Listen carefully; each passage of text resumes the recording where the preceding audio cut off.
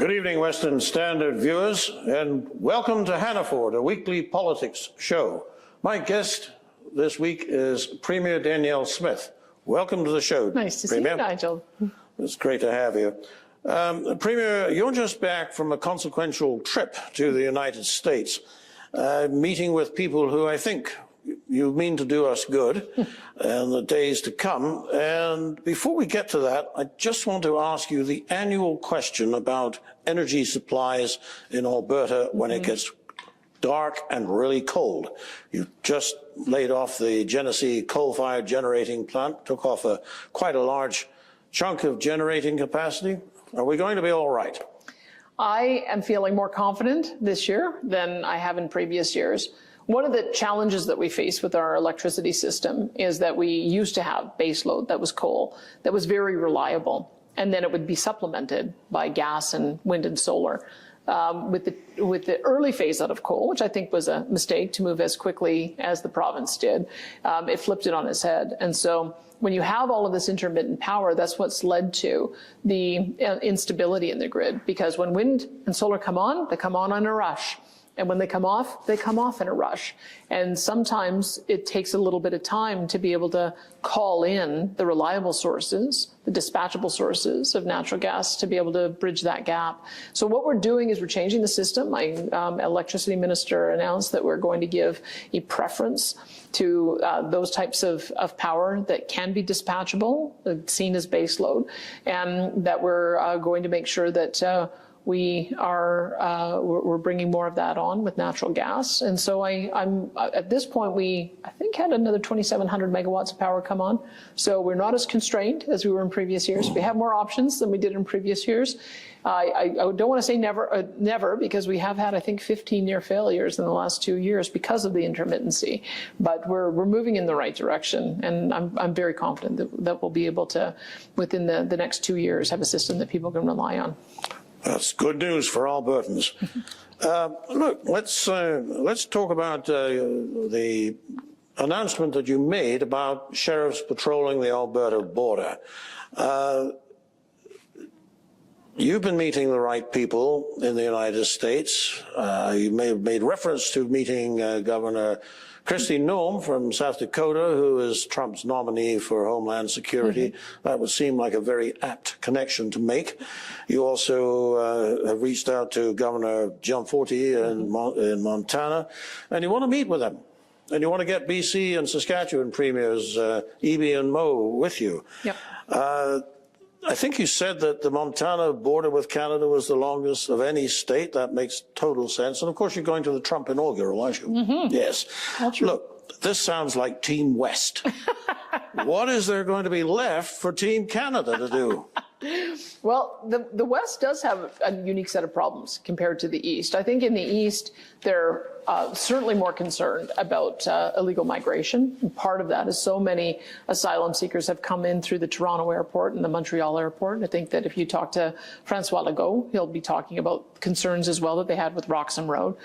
On this side of the country, our concern is more about fentanyl, the illegal flow of guns, the illegal flow of human trafficking, and organized crime and gangs. So I would say that each jurisdiction has to deal with this challenge in a different way. We know that we've got a fentanyl problem because we've had record high numbers of people dying from opioid overdoses.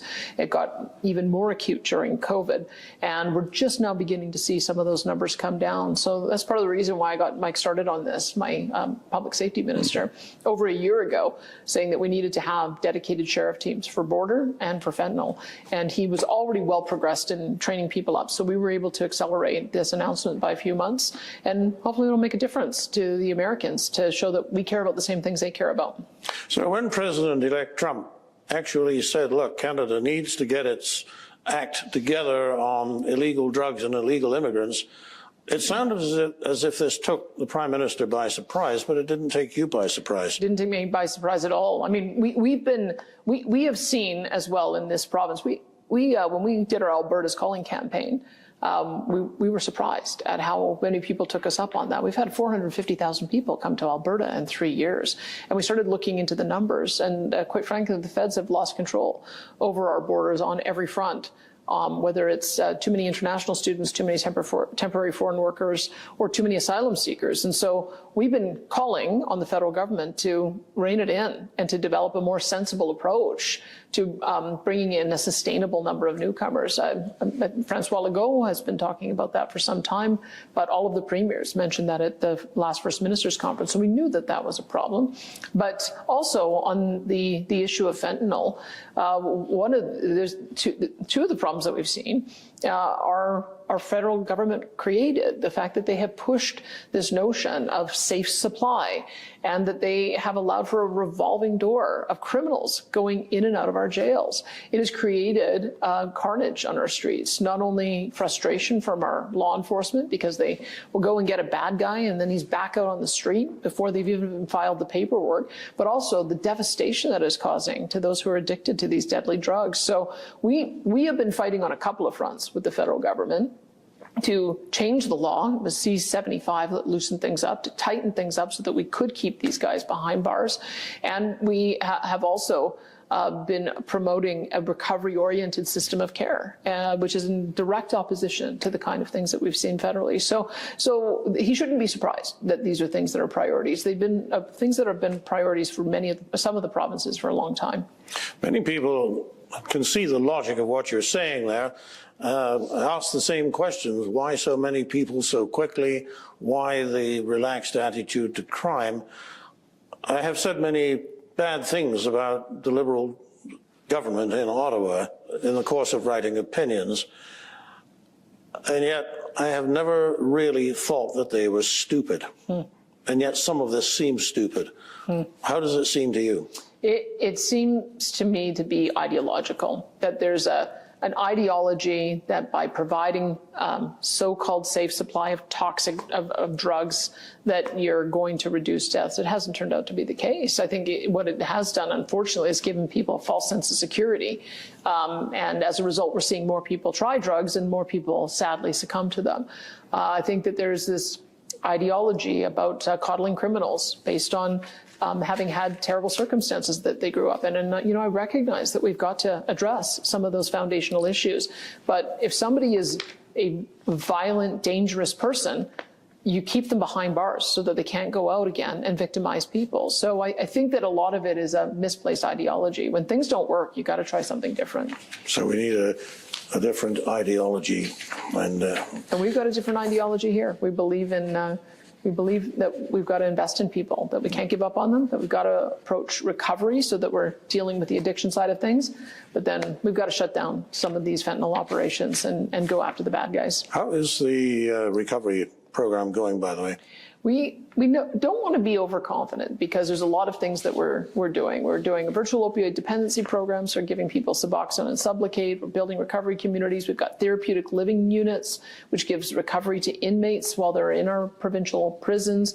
And we're reconnecting people back to their communities. But my public safety minister, Mike Ellis, shared with me an amazing statistic that we followed people out of our corrections facilities who'd gone through recovery after a year compared to a previous year where we didn't have that program. And we've seen a 51% decrease in opioid deaths, which is, to me, a real measure of success. These are the kind of things that work, and it gets people on a totally different life track, and that's what we're trying to do. Before we leave the matter of the border, have you talked to Ontario Premier Ford about not obstructing Alberta energy exports? I have let him know loud and clear that Alberta will not be curtailing its oil and gas exports to the United States. We know that the Americans rely on about 4.3 million barrels a day of our product. The Americans as well, they've seen their strategic petroleum reserve decline. They're fighting wars around the world. We would not be seen as a reliable partner in energy if there was any curtailment. And so that is not a tactic that we think would be wise, and it's certainly not something that we're supportive of. Just not on. Is he backing off on it? I hope so, because I think that are a lot more constructive ways to engage with our American counterparts. What we're doing is demonstrating that we heard loud and clear the border's an issue, we're dealing with it, and we're also making the case every time I can about the impact that a 25% tariff would have on American consumers. And I would urge my provincial counterparts to do the same, because you can make the same case for electricity. You can make the same case for auto parts, because they go back and forth across the border multiple times. You can make the same thing on food products, on forestry products. Everything that adds a 25% tariff just makes life more expensive for Americans. And I think that that's something that the Americans should know. I bet they're thinking about it.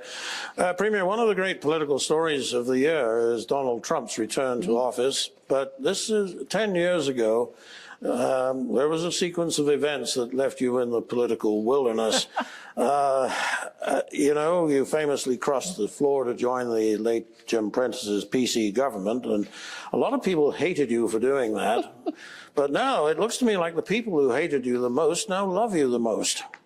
So we did pay a price for that, 4 years of the NDP and a weak Alberta government dealing with frankly, a predatory federal government at a time when we needed a strong Alberta government.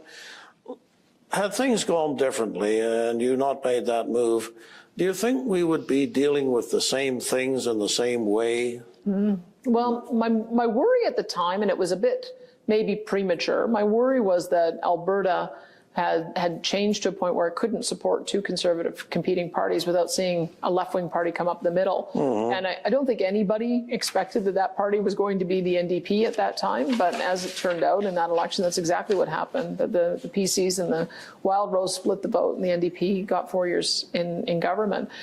So with the consolidated party, we won one term. It was not an easy win for the second round. So my point has been that we sometimes we're a big, raucous, noisy, opinionated family, and sometimes we disagree, but we shouldn't let that tear us apart. And so I think that is maybe part of the reason why Albertans gave me another chance, and I hope that they stick with it, because I think it's important. I think staying united allows us to be able to address some of these things. But as for where we find ourselves today, there was a trend in the world, and it was a trend towards progressivism and wokeism and ESG and DEI, all of those acronyms.